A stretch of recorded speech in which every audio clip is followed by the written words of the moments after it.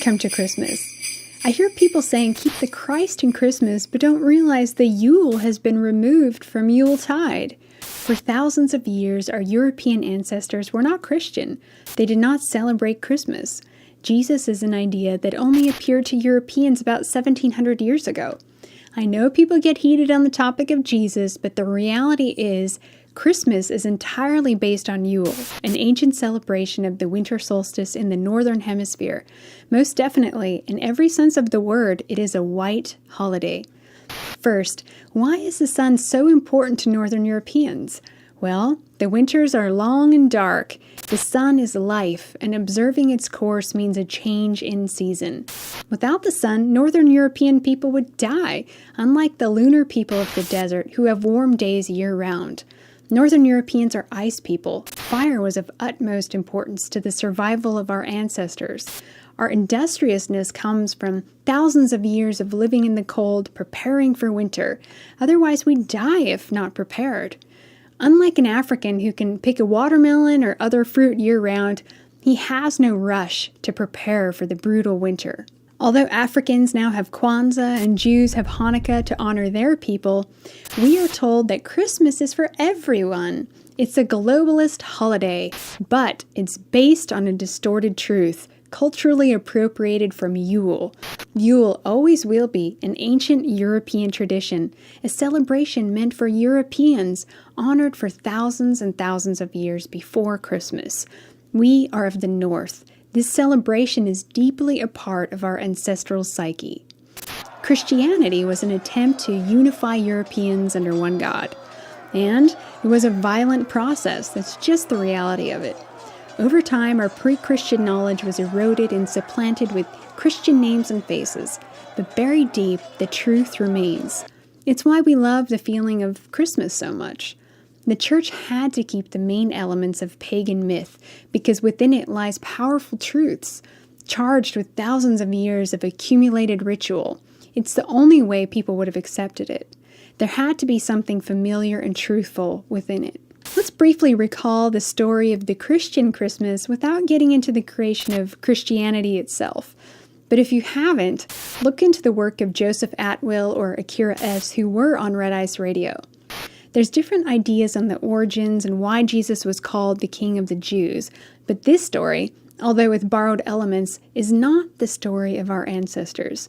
And yes, I've heard many people say, we are the true Israelites, but isn't it telling when Christians can name the Jewish tribe they think they're from, but not their own in Europe? A major disconnect has happened here. And, of course, you can compare the many parallels of Christianity to Norse, Greek, and Egyptian myth. For instance, Odin. He wounded himself by a spear. Hung for 9 days on the world tree, he uttered that he had sacrificed himself to himself. He came back to life with knowledge and power over the 9 worlds. Sound familiar? Christmas. We are told that an angel appeared to a virgin woman, Mary, and said she would miraculously conceive and give birth to a son. The child would be called Jesus, the King of Kings. Well, it was decided by Pope Julius that his birth would be celebrated on December 25th, placing it right in line with the winter solstice, intentionally to claim it. This son Jesus would be the light and savior of the world. The Son of God, the light of the world, the risen Savior, he who will come again. Yule. Yule, a 12-day celebration in Old Norse, sounds just like Yule in Swedish, which means wheel. The wheel marks the changing seasons, the course of the sun, and the cycle of life. The sun cross or sun wheel is an ancient European symbol. That's why burning a giant sun wheel is a Yule tradition, one to start doing again. The female aspect of Christmas is important. Mary gives birth to a son. In the Nordic story of Yule, the highest goddess, Frigg, the wife of Odin, is associated with fertility, marriage, household, and motherhood. Frigg has her own palace, where she sits spinning clouds to float above Midgard, the human world. She spins the wheel of life, bringing in the new sun, the change in season. The Yule wreath is a symbol adapted from Frigg's spinning wheel.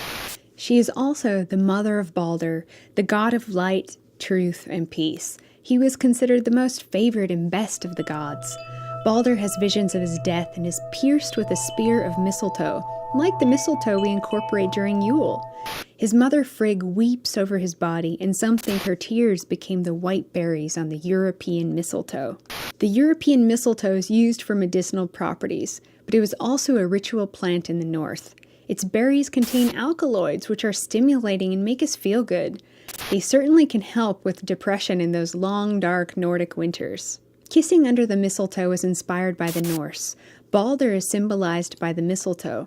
He dies, but in the time of Ragnarok or Norse apocalypse, he will be reborn. This is the story of Christ's second coming depicted in Revelation. Norse culture and myth is ancient, far older than Christ. So kissing or having sex under the mistletoe makes sense. Two come together under the spirit of a favored god, and it leads to the birth of a blessed baby, maybe even the return of Balder. The European mistletoe is also used to reverse infertility. The white berries of the mistletoe each contain a sticky seed. It's like semen. Plants give us clues of their uses. The mistletoe is semi-toxic and it's parasitic to other trees which it grows upon, yet it has healing properties. It's like the bittersweet story of Balder's death and return. The mistletoe grew in the Norse holy groves high in the trees like a crown. The female aspect of Yule is so important that the first night of Yule, the night before the solstice, was called the Mother's Night in some Nordic areas. Our pre-Christian ancestors venerated both male and female deities and applied them to cycles of nature. Although Christians decided to give Mary a virginal conception, Yule openly celebrates fertility. What are the Yule or Christmas colors? Red. Red represents blood from a woman, menstrual or from birth. Green represents growth or nature. Gold represents the sun, the life giver. And white represents snow, but also semen. The Yule log, the mistletoe, the feast, the lights, gifts, and decorating the tree are all pre-Christmas traditions containing sacred symbology behind it. In those days, plants and trees that remained green all year seemed magical for Europeans in the winter, such as evergreen, pine, spruce, holly, mistletoe, and ivy, the plants we associate with Christmas today. Every 9 years, Vikings had a sacred sacrifice to the gods called blut, which means sacrifice, worship. Many gathered from around to offer their gifts to the gods in exchange for blessings and fertility, sustenance, and protection. After sacrificially taking the life of an animal, they would be hung from holy trees in a sacred grove. The blood would drip from the trees. You know the red Yule ball ornaments you hang from the tree? They are symbolic of the drops of blood or pieces of flesh given to the gods. Here we find the colors red, white, and green. Red blood, white snow, green trees.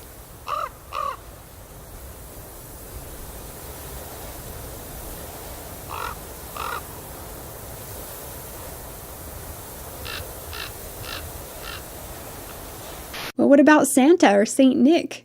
On the night of Yule, the bearded Odin leads a great hunting party riding his fierce 8-legged horse named Sleipnir. He leads a band of horsemen and hounds in a hunt through the night sky. On that night, children usually placed boots filled with hay outside their doors to feed Sleipnir. Odin would leave a gift in return.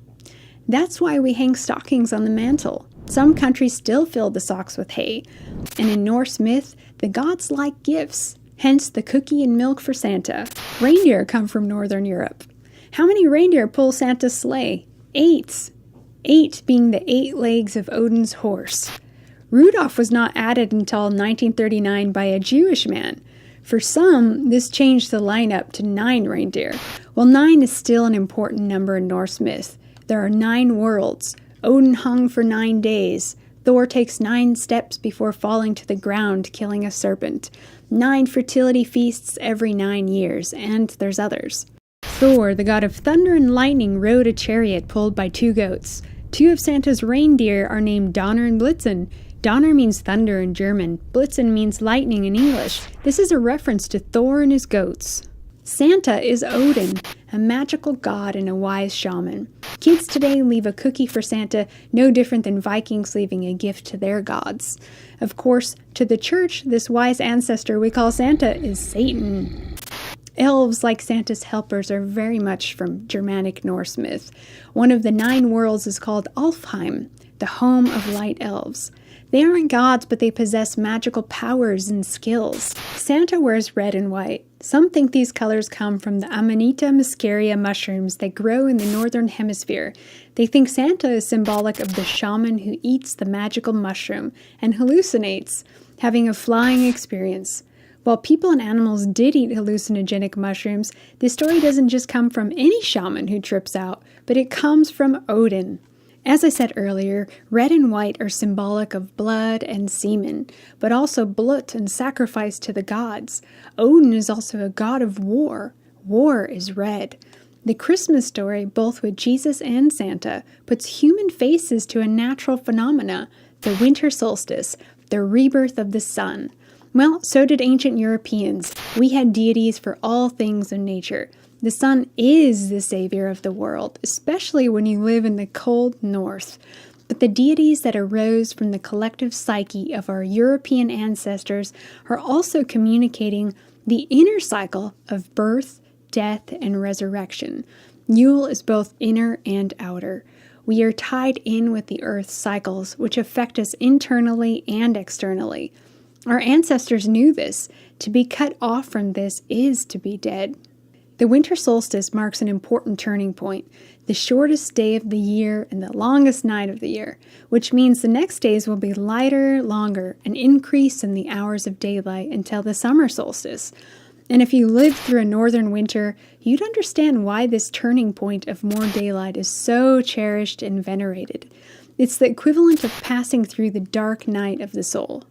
You might already know this, but even the days of the week come from the Norse.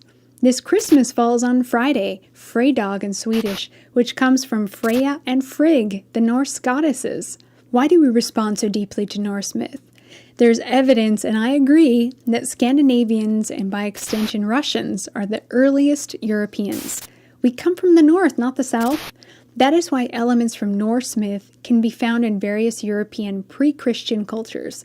It's the same story, and that is why the anti-white establishment demonizes Norse myth and culture and calls it racist. Think about it. Europeans are told that they are the one group that can't have exclusive cultural holidays, not even countries. Now in multicultural white countries, Europeans can't even say Christmas, the all-inclusive copy of the real thing. And in places like Sweden and Germany where they still honor Yule, they're being told to say happy holidays to not offend newcomers. Let's go to Israel and tell them their manufactured Happy Hanukkah is offensive because they slaughtered pagans and we celebrate Yule. It's time to reclaim your true culture. Holidays, myths, rituals, and values. Reject the fake copy that is giving you a watered-down version of the truth, cutting you off from connecting to your line, your people, and your grounding.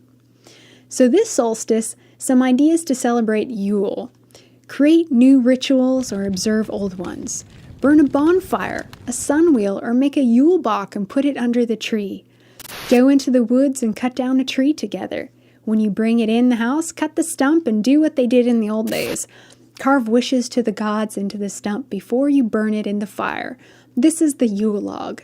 Then spread the magical ashes on your garden or use it to make soap. Create and decorate a centerpiece made of things that grow outside.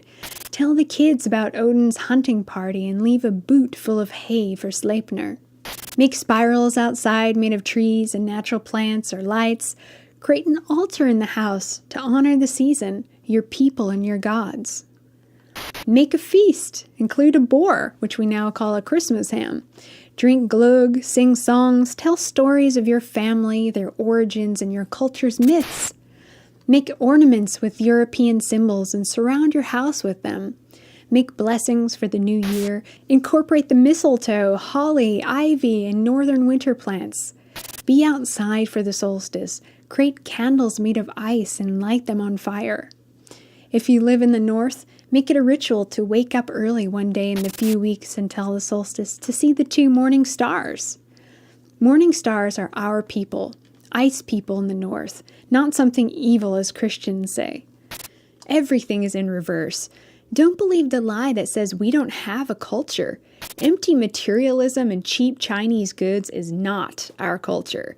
The fact is, we have an ancient, powerful culture, one that everyone else around the world is culturally appropriating. Our ancestors were radical, primordial traditionalists. They weren't having orgies, eating mushrooms, and drinking blood every night like our enemies like to portray. It's time to reclaim your true culture. Holidays, myths, rituals, and values. Reject the fake copy that is giving you a watered-down version of the truth, cutting you off from connecting to your line, your people, and your grounding. Tell the story of the night your ancestors used to sit and wait for the birth of the sun god Balder, born of the goddess Frigg and fathered by Odin. Whether you're Irish, Swedish, German, Russian, Romanian, Yule and the winter solstice is our European celebration. The true meaning of Yule is deeply embedded in your psyche, passed down from our ancestors who honored the sacred knowledge for thousands of years. It is highly charged, and that's why everyone wants a piece of our tradition. But it's ours alone, and no supplanted non-European figure is going to erase that truth. This Yule is a perfect time to be reborn and resurrect your tribe, your sacred European values. It's going to be a white Christmas indeed. This Yule, share this video with your family and friends. Tell the truth about the origins of Kwanzaa, Hanukkah, and Christmas, and most importantly, Yule. It belongs to us alone. Happy Yule and happy winter solstice. Because of your donation and Red Ice membership, we're able to produce live streams such as this one. Help support independent, pro-European media. We're fighting for a prosperous future for European people across the globe. Please go to paypal.me/redice and make a contribution. We appreciate all your support.